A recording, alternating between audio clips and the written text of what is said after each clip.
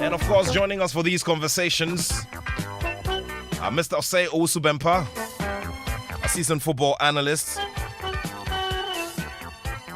He will be dissecting some of the issues that have been raised by Mr. Wilfred Osei Kweku, also known as Palmer. And also we'll be discussing a bit of boxing as well, as I told you. International boxing referee Michael Nikwe here with me in the studio. Sammy Bartels is a telecoms lawyer with MTN. He's a journalist as well, and he'll be bringing his perspective to the conversations as well.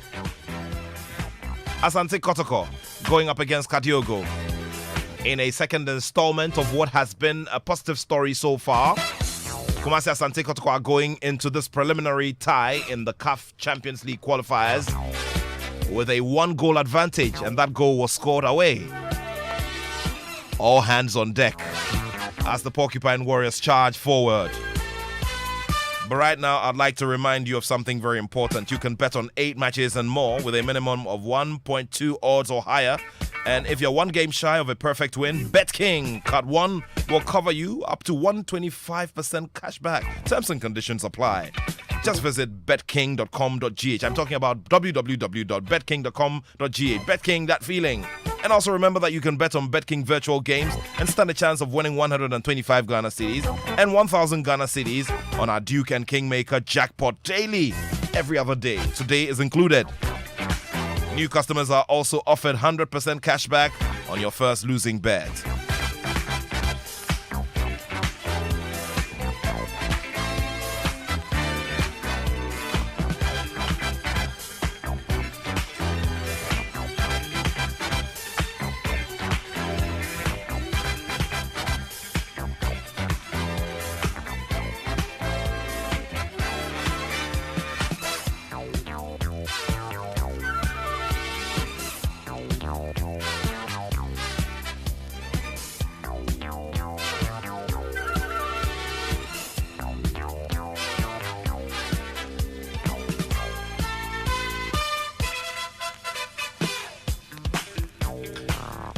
With a series of impressive innovations to suit the once every 4 years football fan, the Kia Seltos is highly capable of driving you confidently to wherever inspiration takes you. And this year, it will take you to Qatar. With the purchase of any Kia, get the chance to win one of 10 full package trips to the FIFA World Cup 2022. Or whatever kind of fan you are, there is a Kia for you. Visit any Rana Motors showroom in Accra, Tema, Spintex Road, Kumasi, and Takrady. Or just call 0249111444. For more information, this promotion is supported by Adidas, Coca-Cola, Qatar Airways, Caveman, and running on the NLA Caritas Lottery platform. Do remember, the terms and conditions apply. Kia, movement that inspires.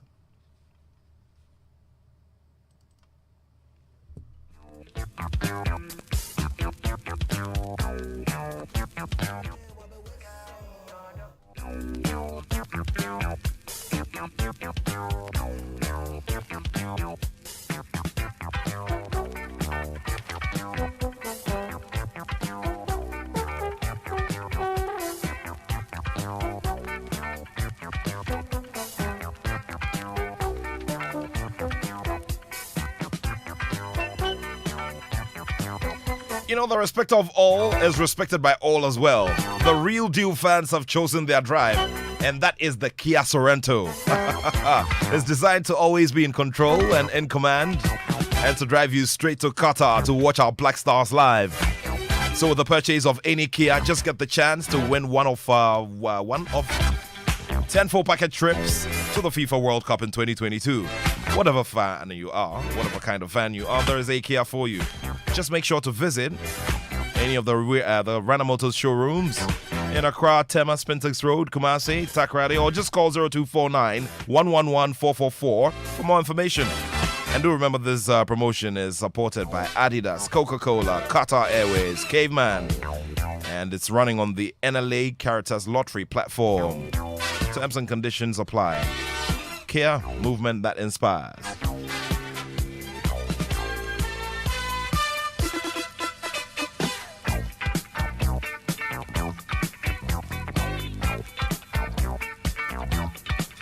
We're going to go to the first part of the conversation in a few moments.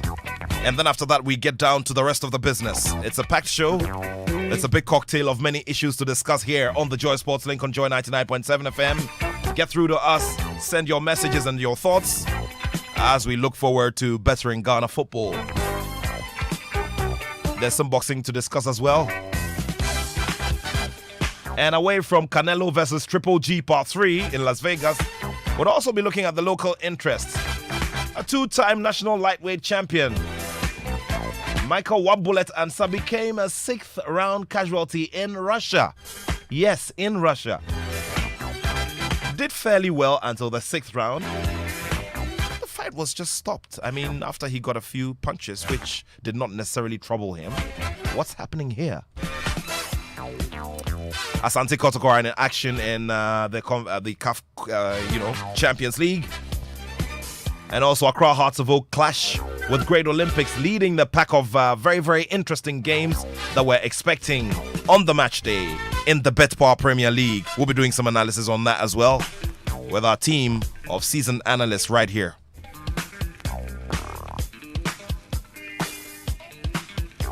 I play all my games with the king, cause I be king. The odds are better when you play with the king.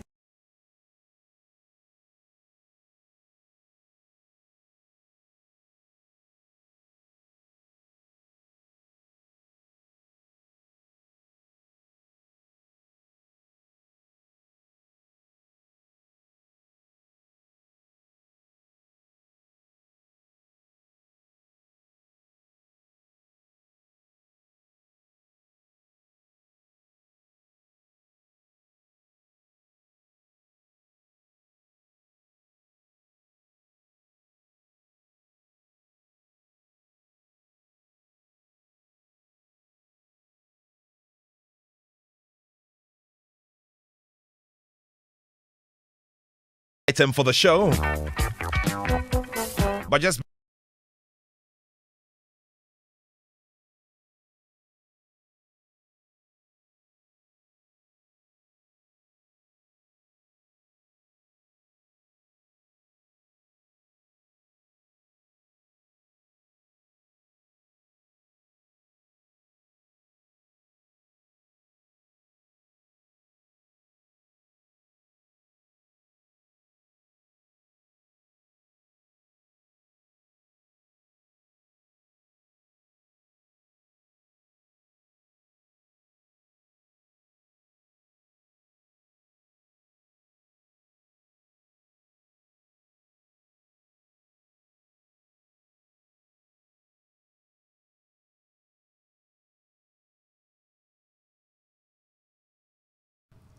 where, which were owed these referees and these officials who run all of our games at different tiers of competitive football. Of course, there were also the announcements of major sponsorships for the Premier League, which is now the Betpower Premier League. Also the Division 1 League as well. And the Women's League, the Division 1 League got sponsorship from Access Bank. And also the Division 1 League is now sponsored by, the Women's Football League is also sponsored by Malta Guinness. So some key, interventions made, and all of these are, as part of efforts to improve the lot of the game. But there are also issues on the side. It's not a perfect system. And so these were highlighted and outlined by the ex-executive council member, who's also the owner of Tema Youth. Away from that as well, we've been gauging his thoughts on where he wants to go with his ambition to lead the Ghana FA as well.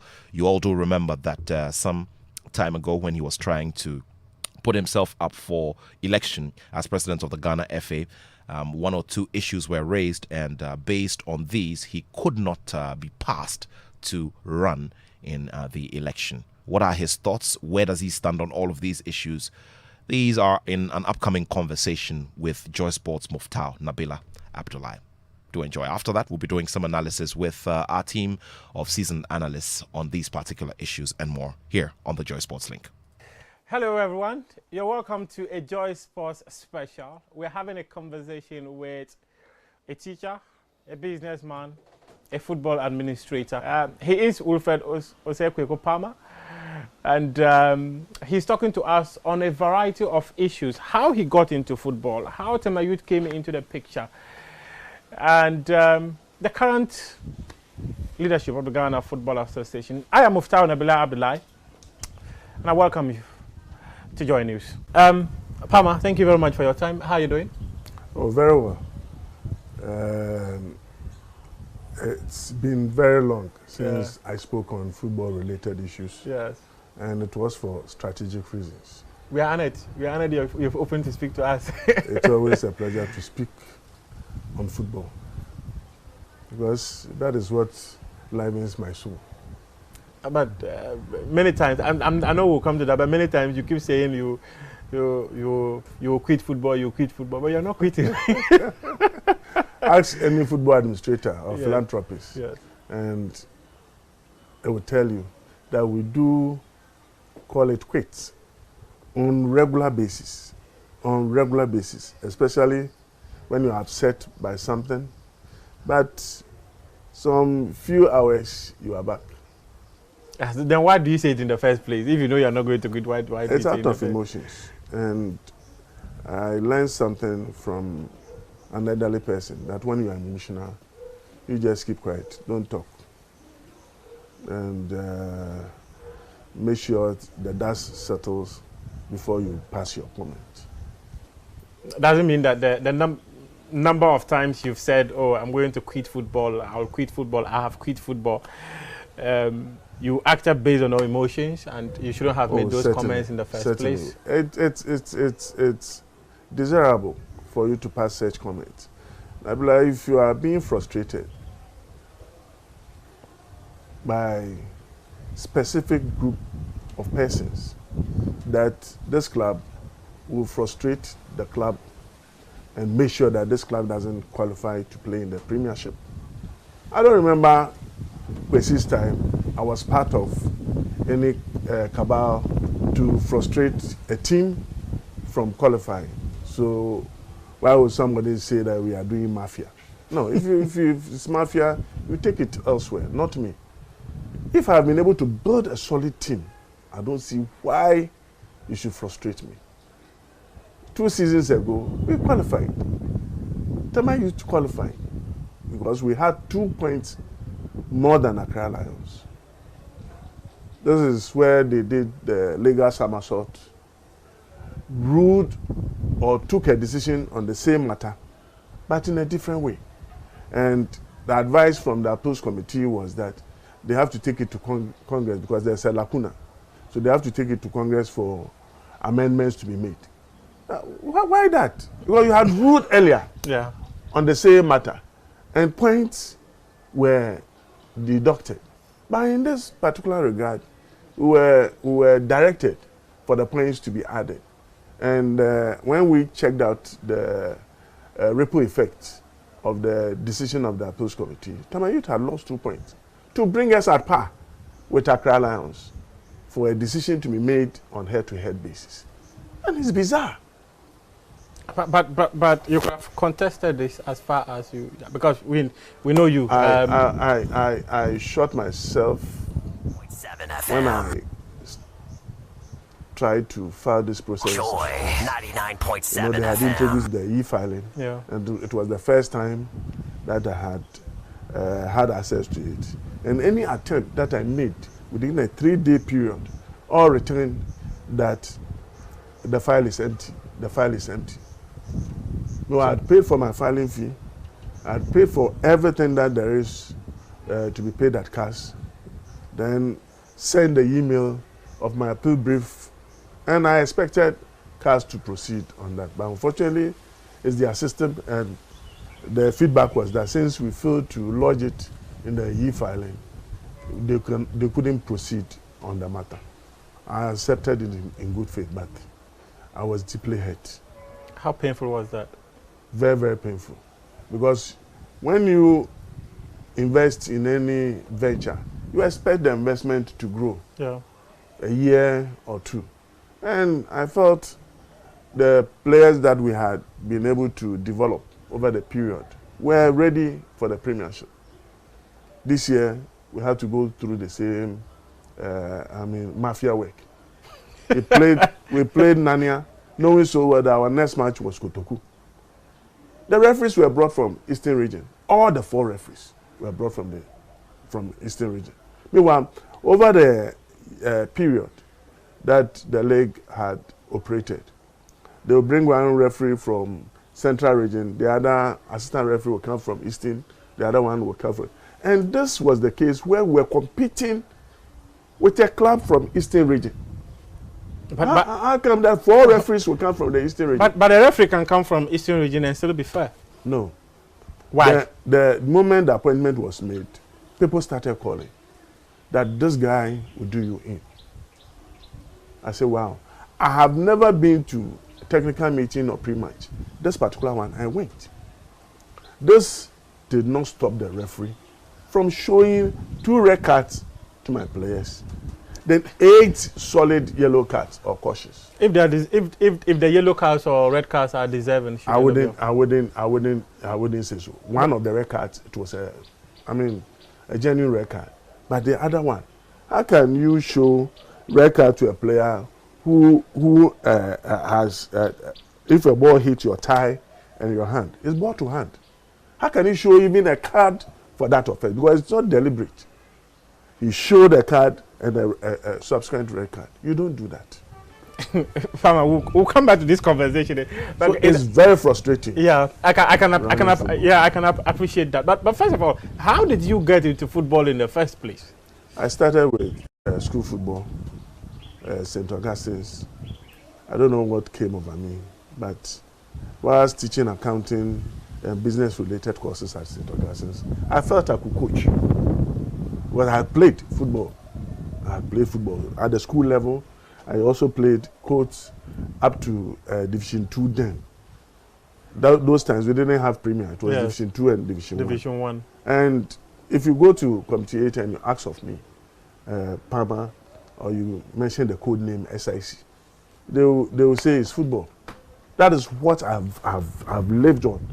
And on campus, that is Kebas, I used to sponsor a team called AC Milan. We're playing in a league. Maybe intercommunity football? Yeah, a league between 2 halls, Atlantic and Oberhall. Okay. And I used to own AC Milan. So I don't know what Here's what to expect in sports. 2019 Ghana FA presidential aspirant Wilfred Kwekuase, Palmer, affectionately called Palmer, says the current leadership of the GFA is incompetent. In this exclusive conversation with Joy Sports, Muftau Nabila Abdullahi, he takes us through his journey to riches and ambition. Palmer, thank you very much for your time. How are you doing?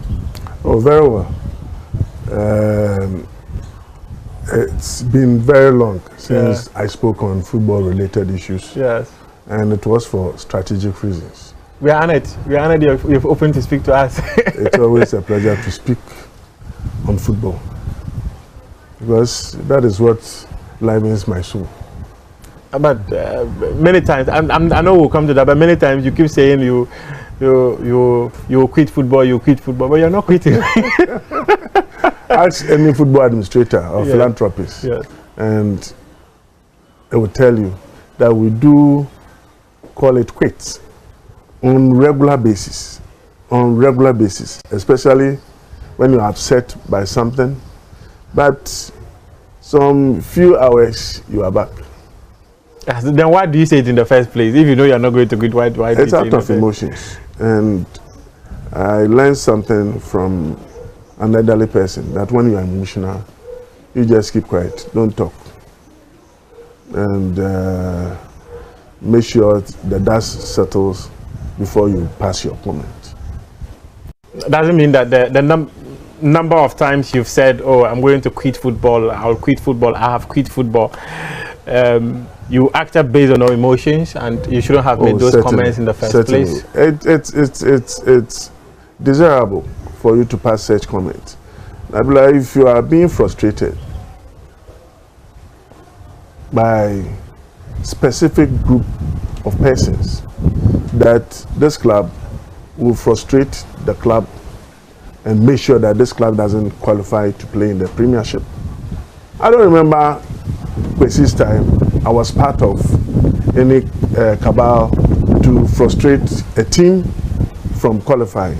So why would somebody say that we are doing mafia?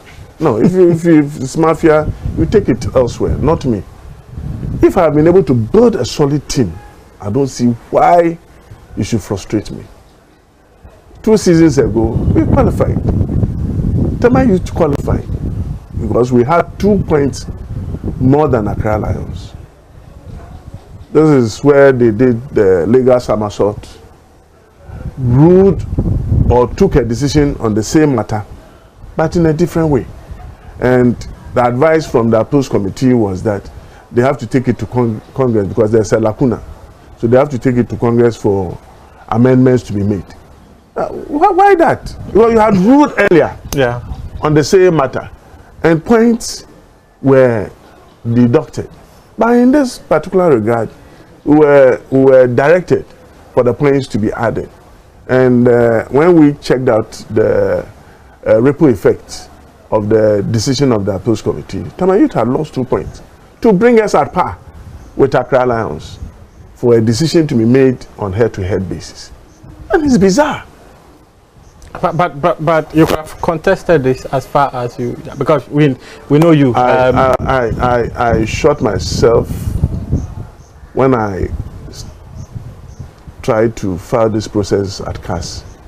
You know, they had introduced the e-filing, and it was the first time that I had had access to it. And any attempt that I made within a 3-day period, all returned that the file is empty. The file is empty. No, I had paid for my filing fee. I had paid for everything that there is to be paid at CAS. Then send the email of my appeal brief, and I expected CAS to proceed on that. But unfortunately, it's their system, and the feedback was that since we failed to lodge it in the e-filing, they couldn't proceed on the matter. I accepted it in good faith, but I was deeply hurt. How painful was that? Very, very painful. Because when you invest in any venture, you expect the investment to grow a year or 2. And I felt the players that we had been able to develop over the period were ready for the premiership. This year, we had to go through the same, mafia work. We played Nania, knowing so well that our next match was Kotoku. The referees were brought from Eastern Region. All the 4 referees were brought from Eastern Region.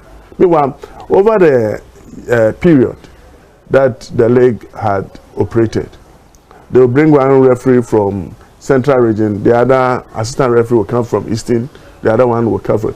And this was the case where we were competing with a club from Eastern Region. But how come that 4 referees will come from the Eastern Region? But a referee can come from Eastern Region and still be fair. No. Why? The moment the appointment was made, people started calling that this guy will do you in. I said, wow. I have never been to a technical meeting or pre-match. This particular one, I went. This did not stop the referee from showing 2 red cards to my players. Then 8 solid yellow cards or cautions. If the yellow cards or red cards are deserving, I wouldn't say so. One of the red cards, it was a genuine red card.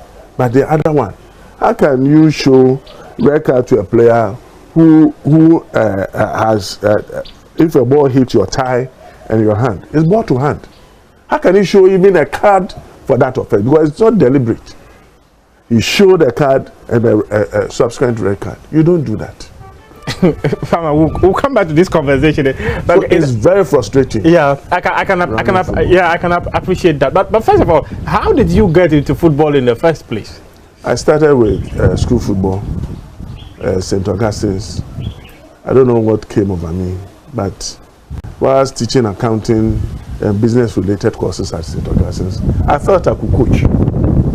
Well, I had played football. At the school level. I also played coach up to Division 2 then. Those times we didn't have Premier. It was Division 2 and Division 1. Division 1. And if you go to Committee 8 and you ask of me, Palmer, or you mention the code name SIC, they will say it's football. That is what I've lived on. And on campus, that is Kebas, I used to sponsor a team called AC Milan. We're playing in a league. Maybe intercommunity football? Yeah, a league between two halls, Atlantic and Oberhall. Okay. And I used to own AC Milan. So I don't know whether it was by divine intervention or what. Maybe God was directing me that this is what you have to do immediately after school. I never even took notice of it. Until 1993, when I went to do my OCTP, off-campus teaching practice at St. Augustine's. And I saw the school team and told the PE masters that I could coach the team. I'd never done coaching before. They gave me the opportunity, and for 3 consecutive times, I qualified St. Augustine's to represent the region in below championship. We also qualified for the Baco tournament. And that should tell you the kind of job that I did there. Like Alessian, Matuama, Antonio Bodai, Ishmanado, Don Bote, they all passed through my hands. And I cherish those moments. So you had football in your DNA since you were born? It's more than my DNA. what else then? I mean, I don't know what to say when it comes to football. I quite remember a lady asked me I should choose between football and hair, and I said I would choose football. Oh, yeah, because if you bring yourself to the level of football, I would choose football. Why? You see, when I elevate you chose football over when I elevate you above something, yes, and you bring yourself up to football level, I will choose football. So it means that until something is above football, you will not choose that thing over football. You give me football and God, I will choose God. Are you with me? But God cannot bring himself up to the level of football. It's about football. So how did Tema Youth come into the picture? I approached Qatar, a very good friend. The current Abu Abri. The current RFA chairman? RFA chairman for Greater Accra. Yeah. That I needed a club to buy. I wanted to buy a club. Then he proposed a few youngsters. We went in not knowing somebody had expressed interest in a few youngsters and paid. Made advance payment. We didn't know it happened at our blind side. So when we finally paid, fully paid for a few youngsters, Sportsnet took us to court. It was Justice Amadou Tanko, who was our lawyer, and that is where I cherished him. Which year was this? Within 15 minutes, that was 2005. Okay. Within 15 minutes, you could read the document to see where the flaws were. So he went and he considered to the alternative relief. The alternative relief was that if you cannot get me the club, then give me back my money. So he said, Honorable Judge, I'll plead to the alternative relief. And the alternative relief was satisfied. And we had our club. So the league started 3 matches without Tema Youth. How much did you pay for it then? If I'm not lying, it's less than 10,000 Ghana cedis. I should think so. Yeah, 10,000. Yeah, those times. But those days, yeah, it was good. It was good money. It was some good money. But you've been rich for a while. No. I've been a hustler since the days. I wasn't born with a silver spoon in my mouth. Whatever I've been able to achieve, acquired, it was through my sweat and toil, and I enjoy that. I don't think I would have made it up to this level if I was pampered. I saw the need for me to strive hard to achieve so many things in life, and I went for it. I started my investment banking project, and that's what fed me the needed money to support my football project. 2005 to date, that's like 17 years, if my mathematics is you are right. Tell us about the journey of Tema Youth. How has it been like? It's been topsy-turvy. Tema Youth has always been at the center of controversies. A small club. We came to the Premiership, and we had this legal suit staring at us. That is the Sportnet one. When we got to the Premiership, House of Folk versus Tema Youth, it brought the famous Otukwe issue. Yeah. Emmanuel Clotte, we took the matter to CAS. At that time, GFA had not made provision in the statutes that when you are aggrieved by the grievance procedure at the FA, you can proceed to CAS. So the case could not see the day of light until we had issue with Dreams FC. Daniel Goza, and we took the matter to court. I knew Goza very well, so nobody could deceive me on that. And I promised the then chairman of the disciplinary committee that this matter will go as far as CAS. He thought I was joking. Who was that? Prosper Harrison Addo. The current executive, general secretary of the FA. Yes. And that is why I'm told that there's a cliche at the FA saying that it's payback time. Has it been worth it investing in Tema Youth? Oh, very, very. I've never regretted in doing so. Initially, it wasn't easy. At a point, we have to even credit the fuel that we are going to play matches with. It's not been easy. You have to sell a whole car before you can play a match at Brekum. And that should tell you how we have struggled financially to make sure Tema Youth operates at a certain level. But as we speak now, there is every effort to thwart whatever we want to achieve. And I will leave them to Providence. Let God judge us. The early days, how was it like balancing Tema Youth and getting your family acceptance? One game shy of a perfect win, then BetKing Cut 1 will cover you up to 125% cashback. Terms and conditions apply. Just make sure to visit betking.com.gh. I'm talking about www.betking.com.gh. BetKing, that feeling.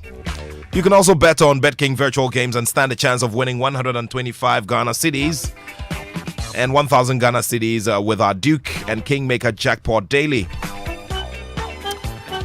And do remember as well that new customers are offered 100% cashback on your first losing bet.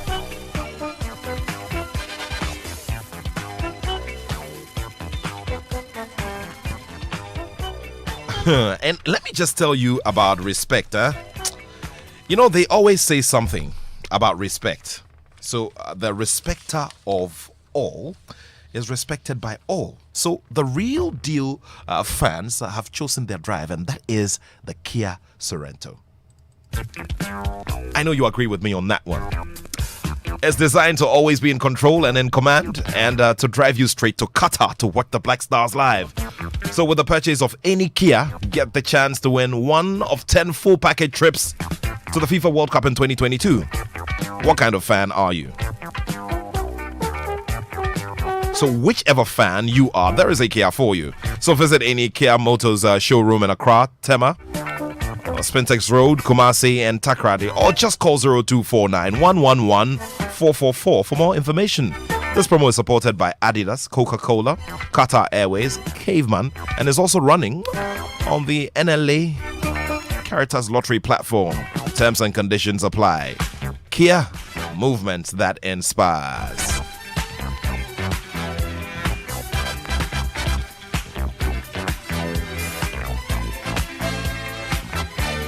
So we do more in this conversation where, he discusses many other issues, including that very big sale of Joseph Paintsel, which brought a big controversy in the sense that the Ghana Football Association was unable to retrieve that 10% levy that is done, that is retrieved from transfers, as such big transfers of players from clubs in Ghana. Well, Mr. Wilfred Kwekwose has refused to pay that amount, and that was one very key issue which also resulted in his inability to contest for the Ghana FA presidency. Let's take a listen to more within that conversation.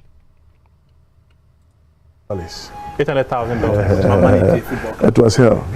It was hell. They will send my case to me, and the question will be, Papa, what do you do for a living? I say, football. I'm a football administrator. Then they will tell you, Papa, football is a game. And I knew where the message was coming from. Yeah. But I was challenged and motivated that I will prove to these kids and the family that football is very lucrative, depending on how you approach it. I never came into football for the fun of it. I came into football for the business and the football economy. You've always seen football as a business. Oh yeah, it is a business. That is how come when I go to Congress, my eyes are red. I remember reading a story about how you said that sometimes investing in football, but sometimes people will say you are mad to invest. It's like a curse. I call it football curse. You buy a player, you nurture that player, the player will one day come to you and say, my contract is finished, I'm gone. And this is a player you took out of nowhere. But by the laws of the game or the regulations governing football, he's a free person by Bossman ruling. He's a free person after 3 or 5 years with you. And you say, why would I do that for another team to come and pick such a player? You go into football, you pay bonuses, you go and see a spiritualist, pray for me, you spend money. So you are spending money for your team to win, for you to go and pay the bonus. Doesn't make sense to you. But are you suggesting that if they lose, you are not paying bonus? No, but are you suggesting that you engage spiritualists to pray for you to win? Nabila, I'm a spiritual being. When you're about to eat, you pray to God for you to have a successful meal. So far as I live as a human being, I have to attend to my maker for good fortunes in every game that I play. I don't think it's a bad practice. If you're a Muslim, you go your Muslim way. And that is how Tamayut has always been. I don't force Muslims to worship, worship in Christian way. So every single match, Tamayut sees a special. There's not only Tamayut. Every team. No, but you are speaking as Tamayut owner here. Every team. Whoever will tell you we don't do no, it. But as you do it doesn't mean that others will. Even Barcelona, they do it. Barcelona. You remember this Leicester 10? Have you forgotten? When the monks were. Go to Barca, they burn candles. They do all manner of things. They're behind closed doors. You don't see what people think football is about the 90 minutes on the field of play. It goes beyond 90 minutes. Players the last time the focus was on Kudus. He was praying before a match. Yeah. And he was the man of the match, which means God heard his prayers. The South Americans, before they march onto the pitch, they will bend, do sign of cross before they march onto the pitch. All these things are superstition. All these things are spiritual. Spiritual. But they don't pay money to people. We have superstition. Who told you? We have superstition and we have spirituality of football. It's a whole topic. Don't let us veer off into that. we will not veer off. But tell me pretty quick, how was it like getting your mother to accept that you should put money? It wasn't easy. It wasn't easy. I quite remember one time he moved to NDK Financial Services, climbed the four steps high, and to Emmanuel Chairman to tell him that, why are you doing that to my son? You are here in your tie working. I wanted my son to be a banker, but he doesn't want. He says he wants to do football. The moment my mother left, Chairman called me and said, your mother came here. I said, to do what? To express her emotions about what you are doing. But we know what we are doing. You soldier on. I'll let your mom know that there is money in football. Unfortunately, she didn't live that long to realize what I got from football. Have you made Otherwise, money I would have solid money, very good money, and we'll make more money. How much have you made from football? Oh, like, people that are come and It doesn't matter, but how much have you made from leave football? it as it is. Because But I've made good money. Yeah, I've made good money. More than you've invested in Tama Youth? Oh yeah, of course. You see, Tama Youth, we are not How much much cost driven. If you are to approximate how much you've invested in Tama Youth, how much do you think you've invested in the club? You mean Tama Youth? Yes. Oh, let me say about $1.5 million. Within the 17 years? Yeah, about $1.5 million. And you've made 20 million euros? No, I'll go close to 4 or 5 million euros? That is cool. That's quite some good money. Oh, you have to. But have you invested in something else? We want an academy to take off on the ground. We are contemplating either leaving that project or selling off the land and buying an already established academy somewhere in the eastern region and run it. Palmer, tell me, let's wrap up on the conversation of Tama Youth. The biggest export that you've ever had in the history of Tama Youth. But who has made you the most money? Joseph Pinto. As one just off my head is Joseph Pinto. How much did he bring to the club? 3 million euros. Price was 2.8 million euros. We had to pay solidarity to other teams that trained. So I asked Fadama, got part of it. Okay. Okay. So it's about 2.85 million euros. That's good money. And the biggest export? It's Thomas Partey. We went through unapproved routes. it was smuggled. That story, you might share it. That it was smuggled out of the country. But yet, at a given point, we said, no, we shouldn't go in with malicious intent. We should allow the boy to develop. And at a given point, when he finally moved to Arsenal, we all realized that we couldn't have sold him for what we got out of the boy in terms of solidarity compensation. So you made money from his move to Arsenal? How much? I say those that are owed. 1 million euros? No, it's not up to 1 million. About 800,000. Let's put dollars. $800,000. Yeah, that's how much you could make out of it. And then you made good money. I have been fortunate. After he went to unapproved. You need that luck to run football. You need it, and God has been so kind to me. I'm most grateful. If Tama Youth has given you so much, why did you get into the GFA in the first place? It's the duty to serve at a given level, and I feel that I have a lot of resource up my sleeves to contribute to the running of football in the country. So in 2010 or so, I offered myself to be elected as an executive committee member. Yeah. And it was fun. Chairman told me, oh, as for the executive committee, you are just at the bare level. I said, no, I would like to work. And I wasn't so much interested in the MCO elections, so I allowed it to see as MCO, you meant the emergency committee? Yeah. And the reason was very simple.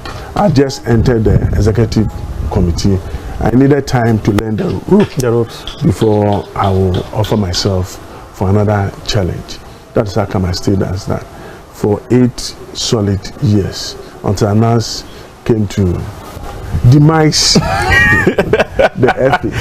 But it has been very, very, very fruitful. I've served on various committees, vice for under 17, chairman for the under 20, vice for the Blasters, and chairman for the Blasters. I served as the finance committee chairman for 7 solid years. And so when the FA financial statement, that much to be managing. when the FA financial statement breached, I understand it because I've dealt with the bare numbers over a given period of time. But when we talk, instead of people to look at what you are critiquing, they rather see it from a political angle. I will not use corporate governance to do politics, as some people have done. At what point did you decide that you want to become GFA president? I didn't take that decision, and I like that approach. I am a student of contingency management, and within the contingency management or the situational management, you realize that, situational leadership, you don't impose yourself On people. I returned from a business trip, I think Côte d'Ivoire, Mauritania, and I think Sierra Leone. When I came, group of executive council members, old executive committee members, approached me and said they feel I have the qualities to lead the FA, and I obliged. I didn't impose myself on the leadership, and when we started and we were moving, they were giving the positive aspect of things that I was doing at the executive committee level. That quest to become GFA president did not materialize. In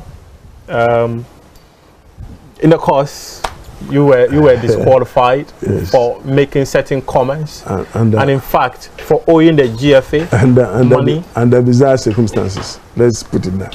How were the bizarre circumstances? I remember I wrote to FIFA about the request of the normalization committee for you to pay them a percentage of Joseph Pinsel's transfer and that of Gabriel Leve. I remember so well. I remember FIFA, in fact, FIFA did not even respond via email. They called me on phone to speak to me on it, and that was where I realized that they had also written to the normalization committee to respond. And you recall there were stories outside that some anonymous journalist has written to FIFA and all these things. Why you signed on to that regulations of the FA that says that if you transfer a player, you give a percentage to the GFA. So why did you not pay that money? Yeah, I don't have any problem with paying the 10%. No, I don't have any problem. Why did you not pay if you don't have problem? Joseph Pencil transferred outside the jurisdiction of Ghana. You've said it many times. Yes, and that is the truth.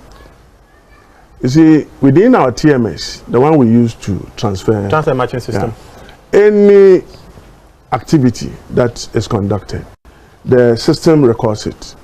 So we call it trail. It will give you the trail. Yeah. Belgian FA request for ITC from Ghana Football Association. That was the trail. GFA failed to respond to the ITC request. So GFA, they actually failed to respond to the ITC request. 15 days is there. 15 days after that, FIFA invoked their own article, Annex 3. And they will issue a provisional. And issue the provisional ITC. Asks if a member association can issue a provisional ITC. So the GFA, they failed to issue the ITC. So why would I pay you for services not that? No, no. When you were sending Joseph Pinsel to Frank Veros, didn't you pay the FA? They did not release the ITC. I paid. So if I paid for the ITC to be released, and you see, technically speaking, any player, whether on loan or permanent transfer, the moment you move outside Ghana, you are deregistered. You are deregistered because a player must be registered with a club. The whole world do. Are you suggesting that with a club? Joseph Pinsel was not registered with Tamayut? When he left? Yes. Okay, he couldn't have been registered with Tamayut. So how come the money, when they were buying him, the money came to you? When you listen, you understand. Okay. The moment the player moves out, the player is deregistered. Okay. So Joseph Pinsel was not a player of Tamayut. Okay. By federative right. Okay. Mean registration. Yes. Okay. But we had economic right in the player. Because the boy went on loan. So the question is, if the player had not been registered by Ghana Football Association, how could he have been a player of Ghana Football Association? And for that matter, 10%. That 10% is paid on players who are registered in Ghana. When he finished with his loan, the boy, upon returning from the loan, Tamayut should have what? Should have re-registered the boy because he was first deregistered. Are you with me? Tema Youth should have re-registered the boy. We never re-registered the boy. So the boy moved from Hungarian FA to what? To the Belgian FA, because in the FIFA regulations, they say 30 clear months upon the expiration of your contract, you remain a member of that particular association for 30 clear months. So as at that time, Joseph Benson was a member of the Hungarian Football Association and not Ghana Football Association. In your quest to become GFA president, on a hindsight, do you think you should have paid that money? No. You do settings on principle. You don't say because I want to be a leader, I have to pay my way out. No, you don't do that. Live exemplary life or give exemplary leadership to people who follow.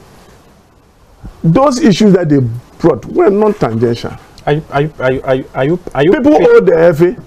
Yeah, they stood for the FA presidential slot. But Keto Krako recently said people with worse records. Keto Krako recently said that anyone who pays the FA, they will pursue them for it. But the balance sheet doesn't show.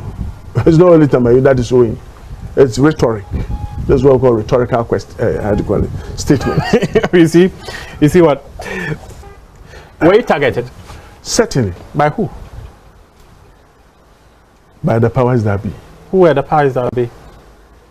Nabila, when the statute of the FA, the new one, was at the draft level, someone called me from the FA, said we wanted to meet you personally on the statutes, new statutes of the FA.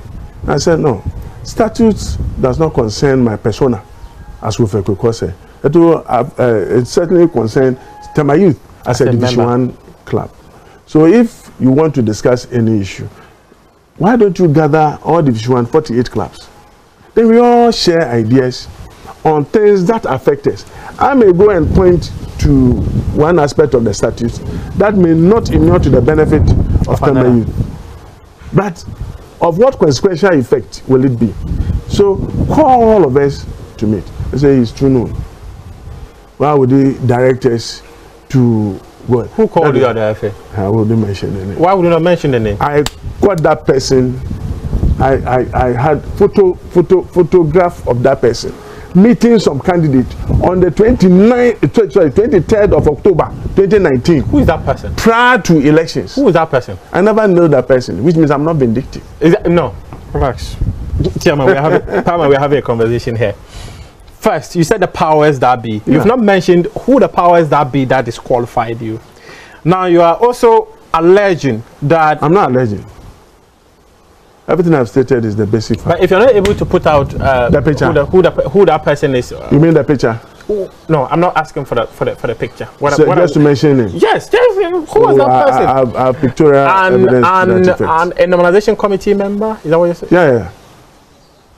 After the elections, Dr. Kofi Amwa? That I won't mention it. After the elections, that person called a candidate. Now they fully noted? And said my candidate won.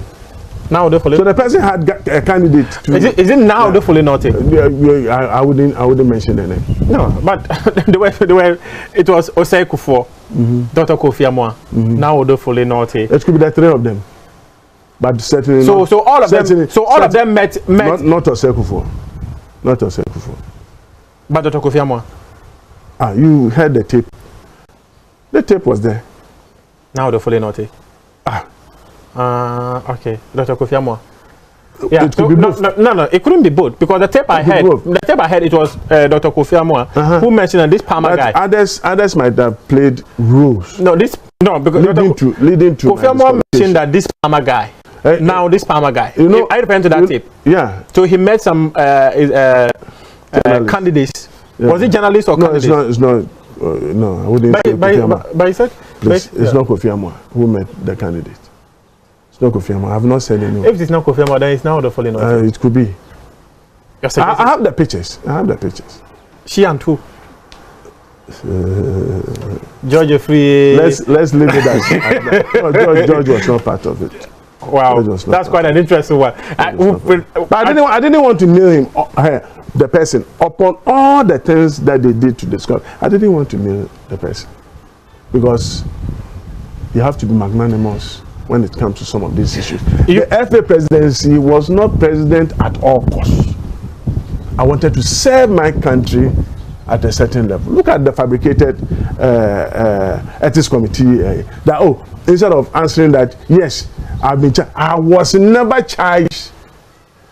And what? I'm convicted. I'm just coming to that point. By the ethics committee. But you shouldn't have made that point, did you? Do you think you should have made the point that because Ghana failed to pay indemnities?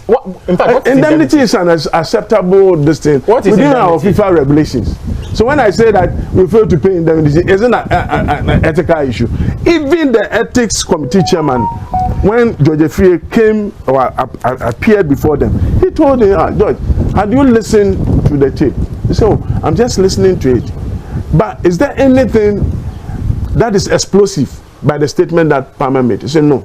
Listening to it, there's nothing wrong with it. There's nothing wrong with it. Why were you called in the first place by the they asked me ethics committee to apologize. No, certainly. Come and assist in investigation. It's different from being charged. I wasn't charged. Otherwise, I would have lost my position as executive committee member for misconduct if I was charged and convicted. But around that time, many had claimed that the FA was being managed by family and friends and cronies, so it was difficult for them to actually take you out. In fact, they had said you people were powerful. Nabila, when they listened to the tape, they said, Palmer, this doesn't mean you will not defend the FA. But CAS agreed with that statement. That's another matter.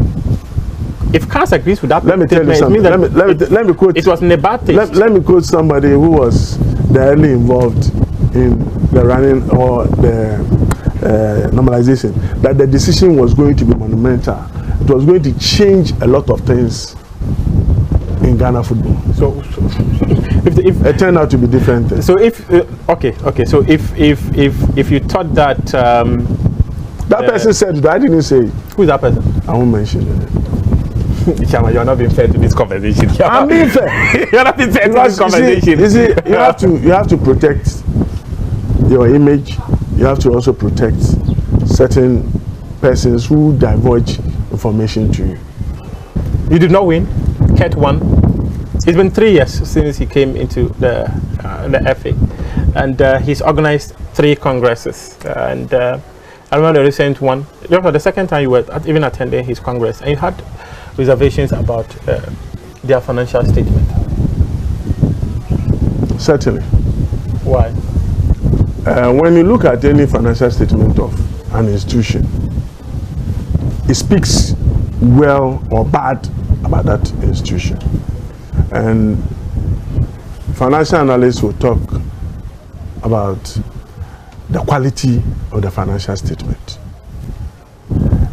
Nabila, my kid who just started accounting, when you show balance sheet of a sole proprietor, the person will know that this firm is a sole proprietorship. Because for sole proprietor, it's capital, add profit, less drawings.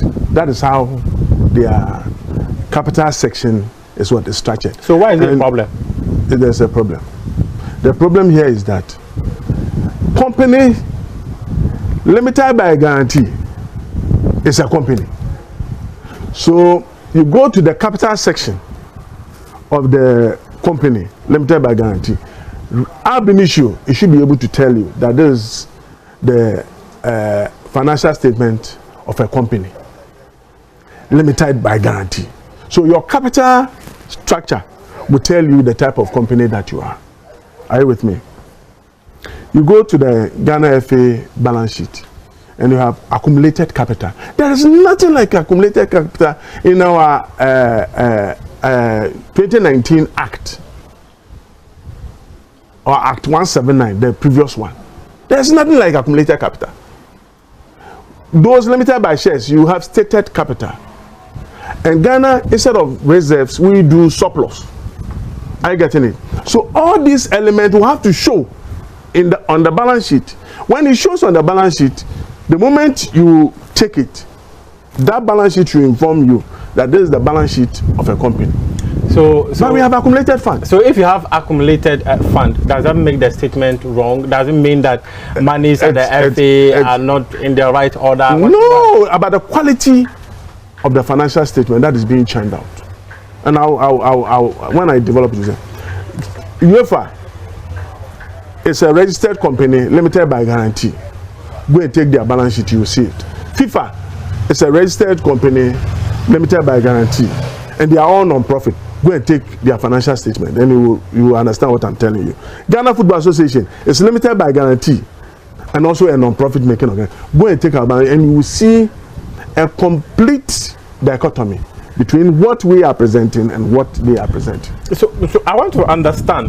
Even if they present it wrongly, doesn't mean that there is something wrong. There is everything wrong, because that accumulated fund could be used as a balancing figure. If the account fails to balance, they will use it as a balancing figure.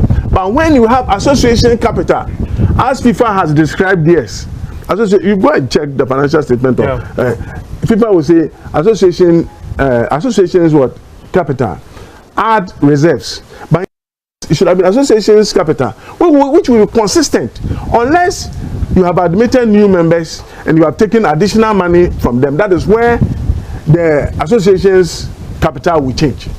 But here the accumulated fund has been altered.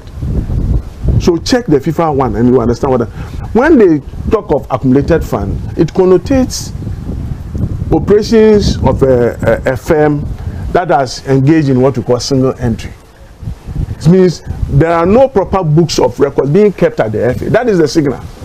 So you remember the auditors or Fred never touched on the accumulated fund because it's untenable. It's not done. So it means that the FA they don't keep proper accounts. Doesn't mean that there's something wrong with the finances. That is what the financial statement is suggesting. And I say, come off it, because it doesn't give a good image of the FA. I spoke about the assets, especially building appreciates in value. So no matter how you bring the theoretical this thing here and whatnot, it will not suffice. The fact of the matter is that you are declaring intangible asset of 12,700 and something Ghana cedis. This is immaterial to be an asset. Meanwhile, your expenditure is more about. So that these are excerpts of the conversation between Muftau Nabila Abdullahi of Joy Sports and Wilfred Kwekwose, also known as Palmer in our circles. Now he makes many revelations, including the fact that his club Tema Youth made $800,000 from the sale of or the transfer of Thomas Partey. He insists that he will not pay that particular amount which involved the transfer of Joseph Pencil, because at the time when the onward transfer was done, the player was not licensed by the Ghana Football Association. He also talks about financial management and how the Ghana FA is not being prudent with financial management, and he also uses the word incompetent. He agrees to an assertion that the Ghana FA is not competent, is not managing competently. Well, joining us for an analysis on this is Osei Osubempa, who's a seasoned analyst on football. He's been listening to this conversation and he's got thoughts. But we've got a message for you, and then after that we go straight to Osei Osubempa for some analysis right here on the Joy Sports Link.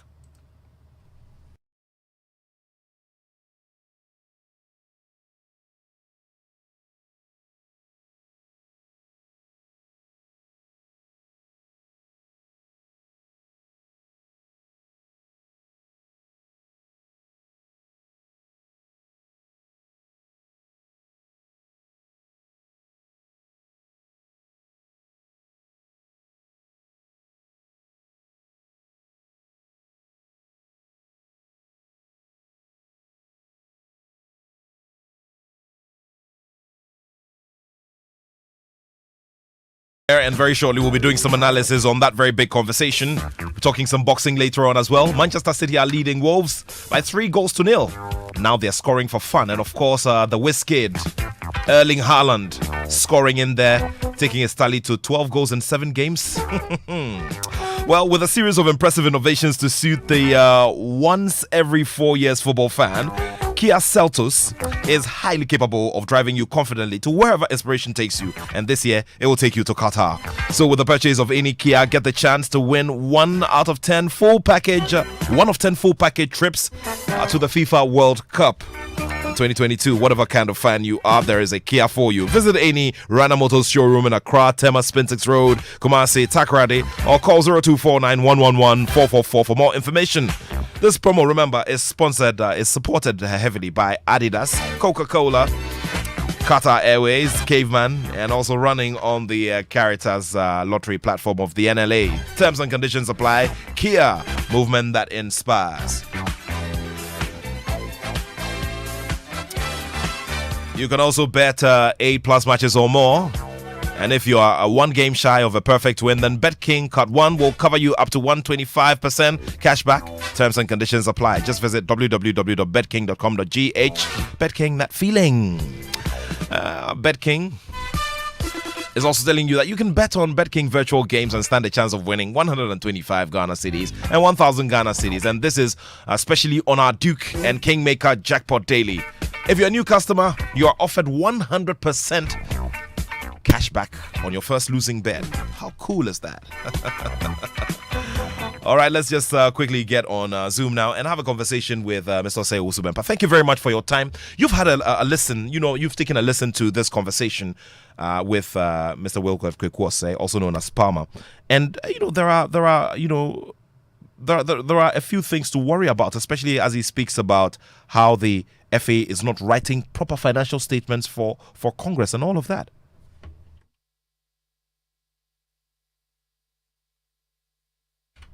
Can you hear me?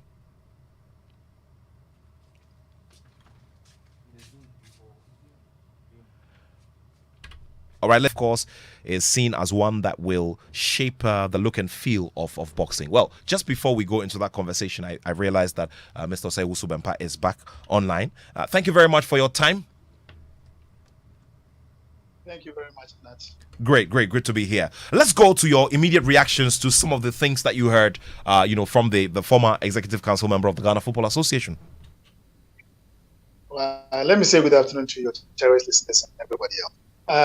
Allegations, counter-allegations within football circles, among stakeholders within the FA are not something new. As far as as long as I've followed the game, we've always heard this, and I don't think it's going to end. Probably is going to die when football actually dies. I don't know when football is going to die anyway. But sometimes you can also not discount some of these allegations and just throw them under the carpet as if they mean nothing. Neither can you always put fingers on them and make them as if they are also true representation of what is happening and stuff like that. At a certain point in time, I heard my other brother Palmer when the interviewer said, these are just mere allegations. These are allegations. And he said, no, they are not allegations and stuff. They continue to be allegations as long as they've not been proven. And you hear one side of the story. And mostly the painful thing is that it only comes in the media space. One spokesperson will be here saying one thing, and then the other person will also be there saying one. In all, what it does is that it doesn't polish the image of football. The reason why, among others, the game is bereft of corporate sponsorship and corporate assistance and stuff is because of some of this public image trashing of the game. And I don't think this one does any good to the image of the game. So is that? Are you then saying that? Yeah. So are you then saying that there has to be another approach when it comes to bringing out some of these issues? I've always believed that. And as much as those who feel aggrieved think that there's something to be said and something to be done, I also think that in many cases, I normally will want to ask the powers that be, those in authority, to always lead the way. I mean, if a person feels aggrieved, it's not for the aggrieved person to call authorities to table. It is for authorities, if indeed they want to ensure that the game is sanitized and the image of the game is protected and integrity of the game is protected, to call some of these aggrieved persons to table. I don't know to the extent to which the FA has done this. And I'm not saying this about this current FA.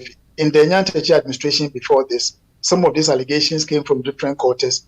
They were not dealt with. They were made to hang. And then at a certain point in time, impression is created as if certain group of people are for the FA, others are against the FA. Once you have these fashions within the same business, within the same industry, that is where the challenge comes. It's not as if we are running Republican politics. Yes, there's politics in football, but this is supposed to be a game which is supposed to be apolitical. And therefore, at any point in time, I'm not saying we should work consensus. I don't believe that in organizations of this nature, there must always be consensus. You need people with dissenting and divergent views to be able to hold leadership to accountability. And therefore, it's very important. But I think that at any point in time, some of these things probably can be discussed away from public in order to be able to get the image of the game polished and then also be able to attract the needed assistance and cooperation that we need from individuals and groups who have got resources to invest in the game. Just before we move on and also talk about our clubs and the activity, the competitive activity this weekend, the bit about this much sought after sponsorship, we've been looking forward to this for some time now. I remember having conversations with the marketing director of the Ghana FA right here in this studio. He kept assuring that we were going to have an eventual announcement. These announcements have come off, but he raises an issue of for instance, the net amounts that are going to these clubs, because out there in the public, everybody hears, $2 million for the Ghana Premier League per season. So you're thinking, at least there's some cushion for the clubs. But then you look at it, and there is a big element of the usage of a part of those funds for activations, which is a known element within sponsorships, which is advertisement and activations. So there is an issue there. What are the concerns from your end, and how do we then move on from a stage like this into, for want of a better expression, like better rewarding financial arrangements and sponsorship arrangements with some of these brands? I'm not so sure. I'm not exactly sure if within the rules of the FA and also the engagement with corporate organizations, they are supposed to, I'm talking of the FA, is supposed to hand copies of signed agreements to members of the FA. In other words, if you are signing, let's say, a premiership sponsorship agreement with Attoh company or let's say ABC company, the FA can hand copies of the agreement so signed to members of within the Premier League. I'm not so sure how that works, but oftentimes all that you hear is that we are not even sure. We don't believe. You hear some of these members, and I think Palmer also makes same pronouncement that they don't even believe that this the X amount of money is what is actually involved, and blah blah blah. Eventually, you hear that the amount of money we signed a $2 million deal. How come teams are getting just $25,000? And within the in the previous administration, we heard this several with Glow and all the other organizations that came on board with the FA. So when some of these things begin to attract media attention and public attention, sometimes I'm sure some of these corporate organizations who actually go into partnership with the FA actually get concerned. Their managers, their stakeholders, where they have directors and people who have invested in those businesses, get concerned that how come we have all this ABC agreement with the FA, we think that we are going to support it. Then suddenly what we hear is that there's bashing from within the FA. It makes it difficult for any corporate organization that is also sitting on the fence, thinking of going in, have that edge to actually get in. And that is where my worry has been.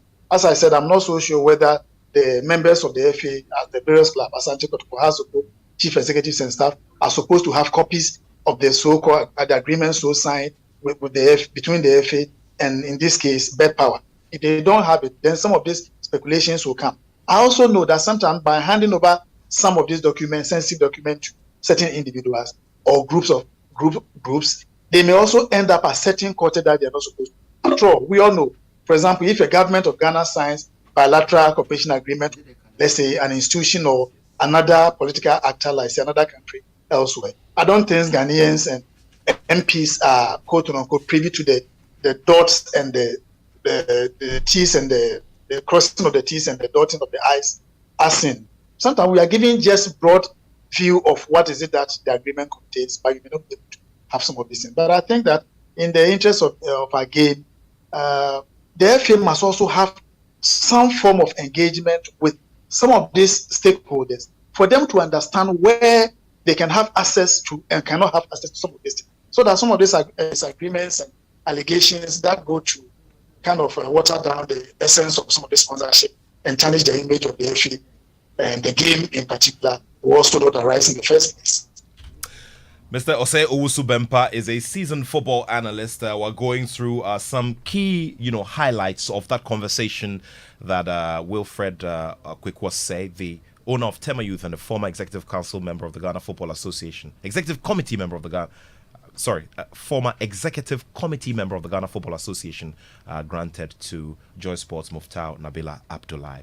Well, thank you very much for those thoughts and especially those bits about the FA engaging its stakeholders, especially because of issues of trust. There have been issues of trust that we've had to deal with over the years, and remember that the FA is in repair mode, as we've been told, and it's an effort to bring back the love that has been lost. Now, we'll be doing some more conversations. Coming up very shortly is some boxing. We'll be doing a bit more football here, and we'll be, conversing about the Accra Hearts of Oak, Accra Great Olympics clash that we're expecting to happen tomorrow in Accra. And in Kumasi, the Porcupine Warriors are engaging Kadiogo in what could be another opportunity to qualify for the next stage of the preliminary round of the CAF Champions League. Well, all of that after this message. The odds are better when you play with the king. For this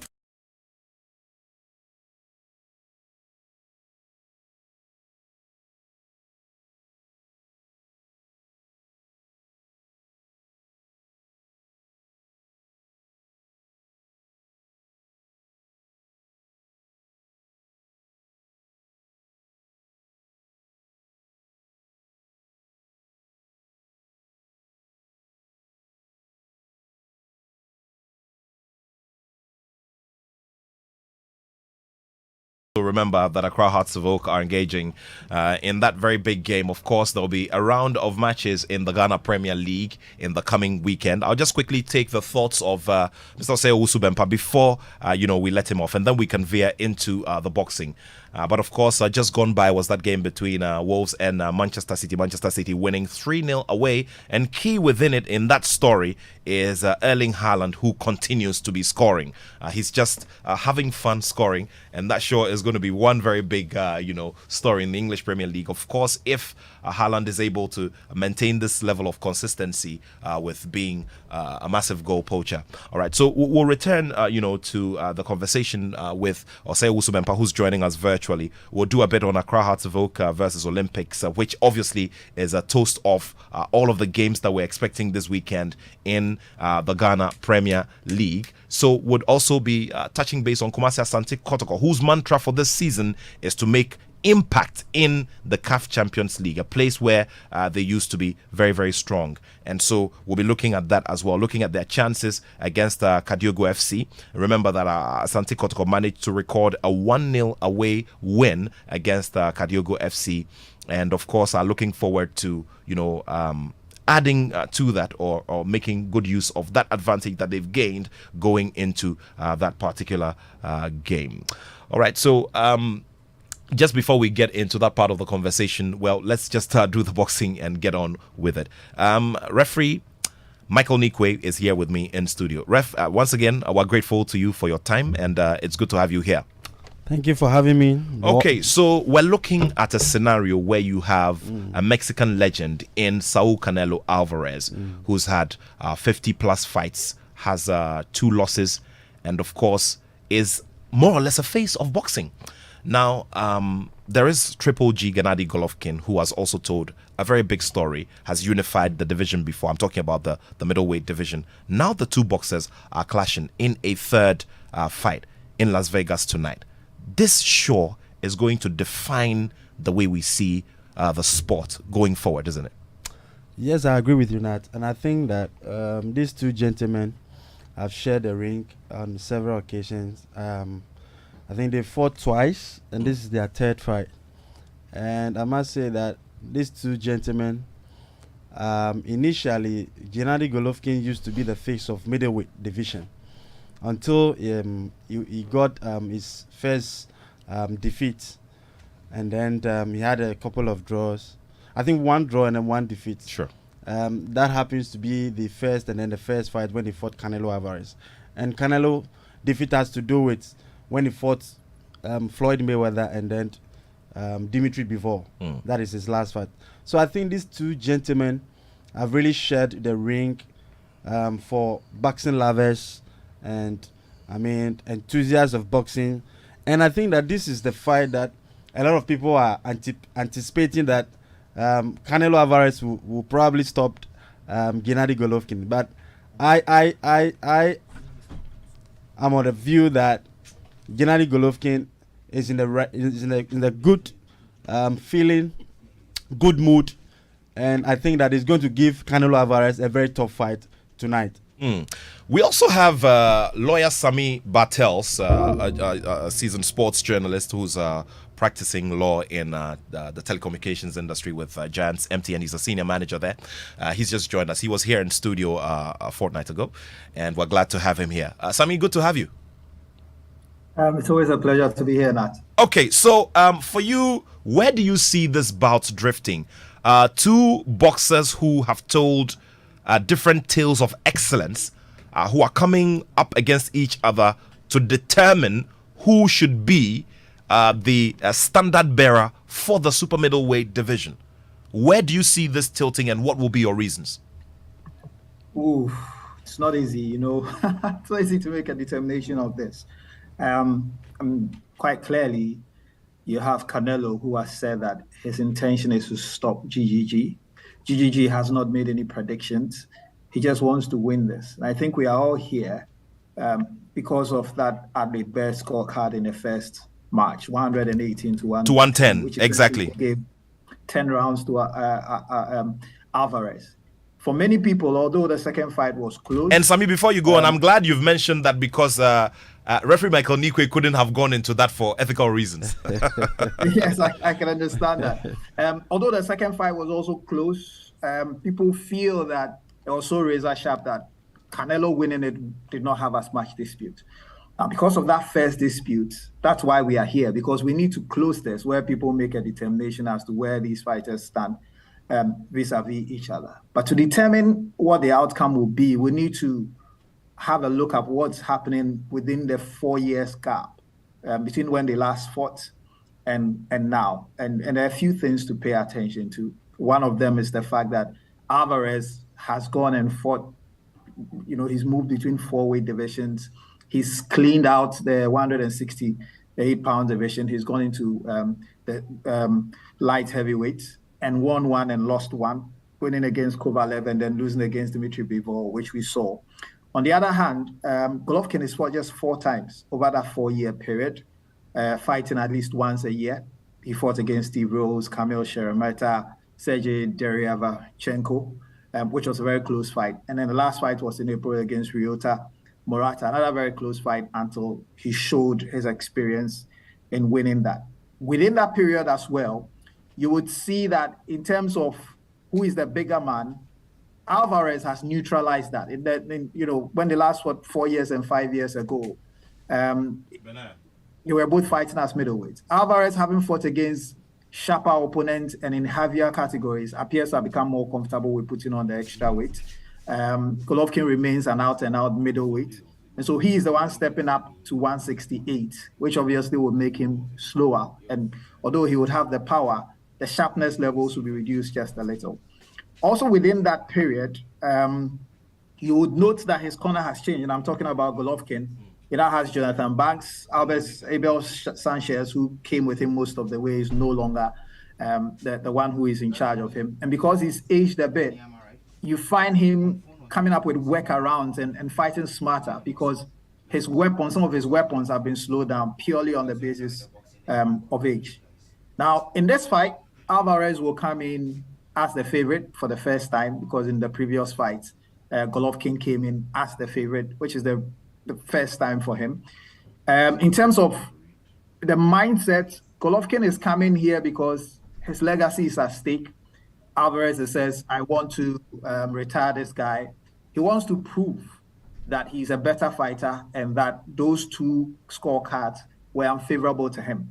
And for Alvarez, he's also trying to restore his legacy. And that's how come he said that he wants to come back strong. I actually didn't think it was a really good idea to come straight into this because there's too much pride. Everybody seems to have forgotten about Dimitri Bivol, and they are not talking about the fact that he lost. So what would be the key dependencies, if I may analyze that? And I like what Timothy Bradley has said, that Canelo is in a different place. Obviously, he's fought better opponents than GGG over the last 4 years. GGG will be slightly slower, going up to 168. But then the other key thing is, what can Golovkin do differently? Okay, Because take note, yeah. they've been in 24 rounds, right? Yeah. But on all the judges' scorecards, Golovkin has just won on one judge's scorecard. Yes, that's throughout true. the entire fight. And this is the Dave Moretti scorecard of 115, 113, which means he never won on any of the other judges' scorecard. Okay. So what was he doing that was so predictable that didn't make him? Which perhaps will bring us to the point, what does he have to do differently? Because quite firmly, Canelo is the favorite. Exactly the point. So Canelo is the favorite, and that's what I would want to ask referee Michael Nikwe here. I mean, he's seen fight situations of very various kinds. Now, for a boxer like Gennady Golovkin, looking at the considerations of age and every other thing, the fact that he's been there before, unified the division before, and wanting to come back against no less an opponent than Canelo Alvarez, what does he need to do differently? I mean, from what you saw in the previous two fights, what does he need to do differently? I think that he needs to be a little bit more sharper, which I doubt because of his age. But that argument about age is always nullified by what we saw the likes of George Foreman do in the heavyweight division, and what we saw the executioner Bernard Hopkins do as well. Different boxers make different fights, and those guys are probably from the upper weight class category of boxers, and heavyweight guys can be 50 years, can be 55 years, 45 years. Light heavyweight division, I mean, cruiserweight and heavyweight, they can go up as 45, 50, and they can still fight. But when you are in the middleweight class, I mean, from the minimum weight to the middleweight division, age is a factor. You need youthfulness. Exactly, because you need to be more flexible. You need to move a lot. You need to throw punches, and the speed also comes, which I think Canelo has that edge over Golovkin, because when you look at speed, you look at power. Look, Golovkin power, I have no doubt about that. But when you look at the speed and then the condition of Canelo and the kind of spirit that it carries, I think that is a major factor going into this particular fight. And I think that for Golovkin, I don't know whether he is going to move a lot. I don't know whether he's going to connect more punches, more combinations like he used to do. If not, then there's going to be a problem. Nat. I see. I also do notice that Canelo is a very, very effective counter puncher, which could be a problem for Gennady. Yes, I think so. And also, probably, in their last two meetings, Canelo was going down there. He was throwing a lot of body shots, and he's good at that.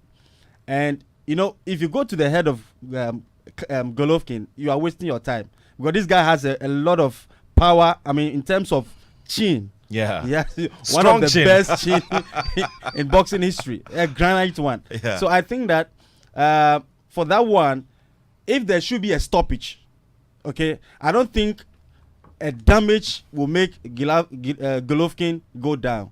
Probably it has to do with the decision of the referee to come in there and then probably stop it.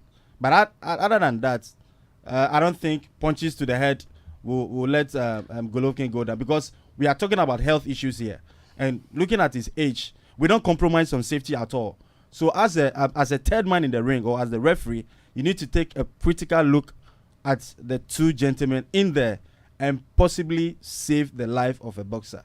So Gennady can take about 20, 30, 40 continual punches and he still be strong. But it has to do from the side of the referee to probably step in and say, that's it, you've had enough. Other than that, Golovkin can take a lot of punches on the head and you still be fine. Okay. But I think that Canelo, Alvarez, and Golovkin, this particular trilogy, will be one of the best at the super middleweight division. Okay. And I must say that Canelo Alvarez has a lot on the line. All the belts are on the line. His legacy is on the line. And then, look, for Gennady Golovkin, he has nothing to lose. If he loses this particular one, he's still the champion at the middleweight division. He holds 2 titles there. So I think this is one of the fight is looking to redeem his image. And if he's not winning, then I think that is it for him. That is it for him indeed. Referee Michael Nikwe. Let me give the final word to you, Sammy, and that will be very, very brief. Look. Yes. You clearly, from the analysis, are leaning towards a Canelo win tonight or at dawn on Sunday. For pragmatic reasons, because all the indices point to Canelo. But I have to also tell you that we all watched the Bivol fight. That Bivol template is still the way to beat Canelo. And so obviously he's vulnerable after all. Yes, he is. GGG has that. I mean, he doesn't have the speed, but he's got the jabbing, which is how you control a counter puncher. And he has the reach, which is how you keep the person at a distance, which is what Dimitri Bivol did. He's got the power. He has the discipline as well to stay. But the thing he has to do differently is the variety of punches. And he has to go for some body shots. Because when you watch the second fight, he only landed 6 body punches. And then it was 46 for Canelo. Canelo will rain the body punches. The way he wins is pressure, body work, and he'll look for the knockout. However, he fights with a high guard, which means he gives you the opportunity to take some shots to the body and weaken him and make him wary. Now, if GGG is willing to do that, I think that is the extra, not just the head hunting, that gives him the opportunity. The final point I'll make is that although Canelo is favorite, for the first time in those 3 fights, he's going for the knockout, which makes him vulnerable at points, like we saw against Bivol, where he goes in looking for the punches and he exposes himself.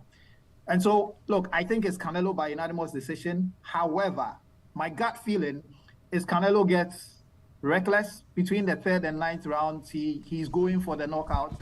He makes himself vulnerable. We know the power of GGG, and I think at 168 is enhanced power. If he gets one of those right, although none of these 2 men have ever gone down and has been knocked out, I think if somebody will get knocked out, it will probably be Canelo for the first time if he gets vulnerable going for the knockout. Other than that, over the course of 12 rounds, it looks more like him. Okay. But if he gets vulnerable, I'm telling you, GGG will probably upset everybody by getting a result that nobody thought he could get. And as they always say, the final determination will be in the ring. Gentlemen, thank you so much. Sammy, thank you so much. Thank you so much. Pleasure. Thank you so much, international boxing referee and judge Michael Nikwe. Would wrap up with some football, but let me just remind all of you that these 2 gentlemen are churning out what will be a reward system of, in excess of $100 million. For Canelo, he's picking up a minimum of $65 million US with his major purse and also, sponsorship revenue and television revenue as well. When you look at Triple G as well, he will be hovering between 53 million and 58 million US dollars. Are you regretting the profession? Don't regret your profession. Boxing is a very tough terrain. Let's now go through the Ghana Premier League fixtures for this weekend. Accra Lions play Karela. Tamale City will host Legon Cities. Mediama SC play Tamale RTU. And Accra Hearts of Oak versus Great Olympics is a big subject that we're discussing before we wrap this up. Samatex play Bricum Chelsea and King Faisal play Adriana Stars. Of course, let's get straight down to the conversation again and reach once again Mr. Owusu-Bempah for his thoughts on this particular derby. We've got the Deputy PRO of Accra Great Olympics on the line. But before that, let's just touch a bit on Kumasi Asante Kotoko and their exploits in the CAF Champions League. Mr. Owusu-Bempah, you tell us, Kumasi Asante Kotoko started on a good note, and I'm sure that confidence is being, carried into this second leg. Yeah, I believe so. But there's a history. We are playing the same team that in 1979, decades ago, not the same results in the first leg. This time it was played in Ouagadougou. It was in the Cup Winners' Cup 1979. Kotoko won the first leg actually away. The late Puku referee scored. Kotoko won 1-0. The Burkinabes came to Kumasi and also got the same scoreline, 1-0. Game went to penalties. The Burkinabes won 4-2. So it cannot be a game over 10. Remember, there have been several instances where Kotoko have gotten results away and come home to also falter. 1992, ASEC Mimosa. ASEC had actually gone 82 matches over 3.5 years without defeat, both home and away in both local and international competitions.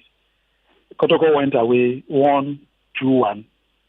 Came here, won 3-2. He never went on penalties, and the Ivorians advanced. So history must always caution teams and organizations, and I'm sure this is one thing that Kotoko will go into with. The reason why over the last 3, 4, 5 days, I've seen massive mobilization of supporters in and around the Greater Kumasi area to support Kotoko. I've seen where yesterday I was on the video station,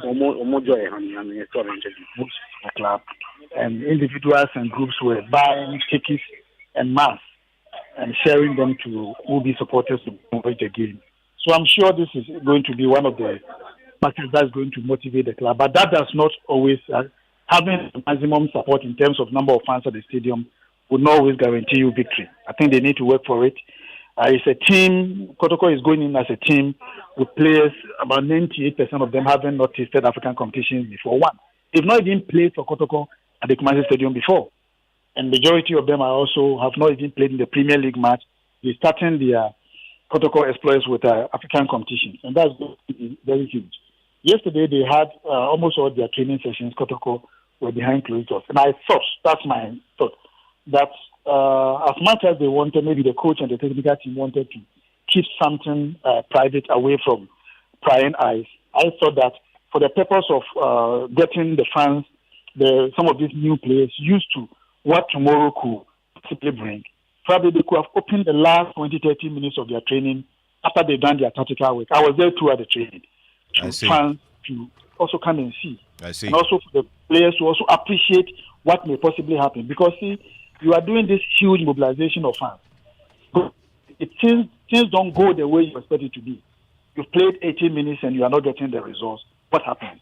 Then the fans may descend on your players. These are players who have never in Kumasi Sports even half full because they are very new and to Ghana. Some of them are new to the Premier League and new to the Kumasi Sports Stadium in football. This could also be a factor against them. But of course, that's what management decided to do, and I hope that it doesn't get to the crescendo. Very well. Thank you so much, Mr. Osei Usubempa, for all of the time today. We are very, very grateful for your thoughts as we build up to this key game. And of course, there will be commentary here on Joy 99.7 FM. We'll now move on to the big Manchester derby. Remember, yes. whilst you are watching the game here in Kumasi, I will be at the stadium. I also have one eye and 1 year following events in Accra. You know what I mean? The Manchester derby, definitely. For sure. I spoke to Attoh this morning and I know what they are preparing to do. So, okay. But I'm sure you go to the stadium with your lunch pack, maybe have them your lunch and dinner before the game actually starts. Okay, definitely. Thank you very much. And so we'll have a conversation with Niama Obli, who is the Deputy PRO of Accra Great Olympics. Very, very brief one of that as we get ourselves ready to wrap this up here. Ni, thank you so much for your time. Thank you very much, Nat. You are described as the noisy neighbors in Accra because you are best at bragging.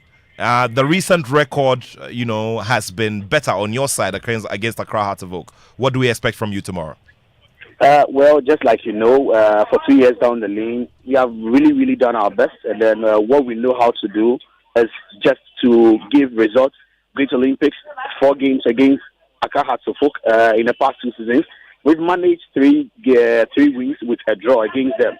So coming into this game with the record that we hold, we stand to be the better team going into this game. Of course, starting this season as well, we have managed our first win of the season whilst they have lost. So rather the pressure, I would say that is mounting on Great Olympics because we hold the record as the best team to play against Hearts of Oak tomorrow.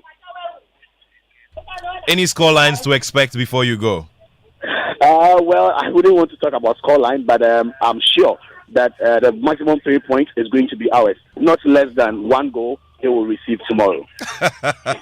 All right, thank you very much. Niama Obli is the Deputy PRO of Accra Great Olympics. Unfortunately, we're not able to reach our friends from Hearts of Oak, but of course, they have said that they will show us something different tomorrow at the Accra Stadium.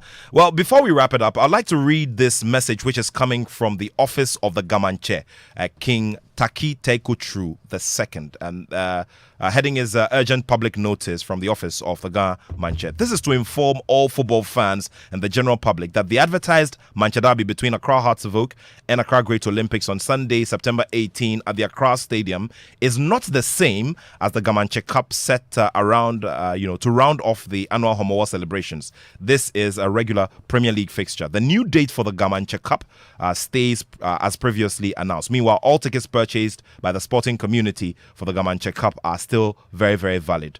This is signed by the office of the Gamanche. So the Gamanche Cup between Hearts and Great Olympics is different from the Manche Derby, which is going to play tomorrow. That is under the Bet Power Premier League.